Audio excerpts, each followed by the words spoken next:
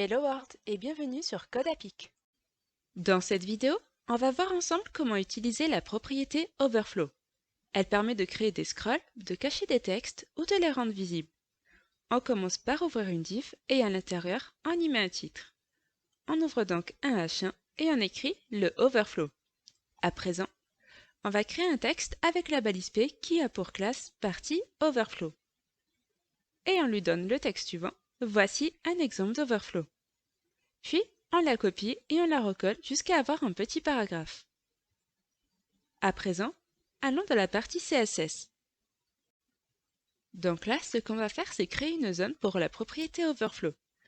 On va donc créer un espace avec un width 2.400px et un height 2.150px. Et je vais aussi ajouter des bords de couleur noire afin de délimiter la zone où est utilisée la propriété Overflow. J'écris donc border 2.1px solid black point virgule.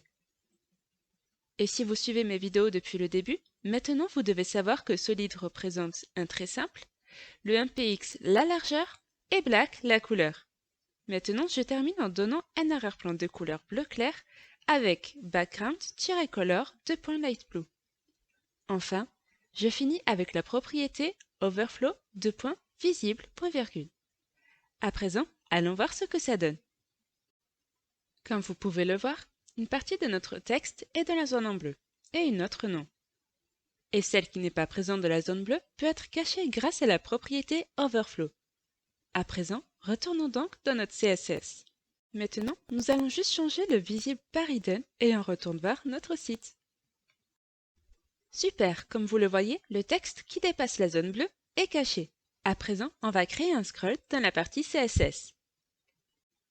Donc pour cela, on va tout simplement aller rajouter scroll à la place de hidden et on retourne sur le site. Comme vous pouvez le voir, un scroll est apparu.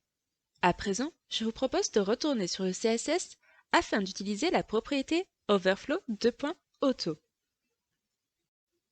On change le scroll par auto et on retire une partie du texte. Maintenant, allons voir le site. Comme vous pouvez le voir, il n'y a pas de scroll car le Overflow Auto ajoute un scroll seulement si c'est nécessaire. Je vous propose que l'on aille ajouter du texte pour voir la différence. Donc, je copie et je recolle plusieurs fois le texte et on va voir le site. Super! Vous voyez, le scroll est apparu car il y a un long texte.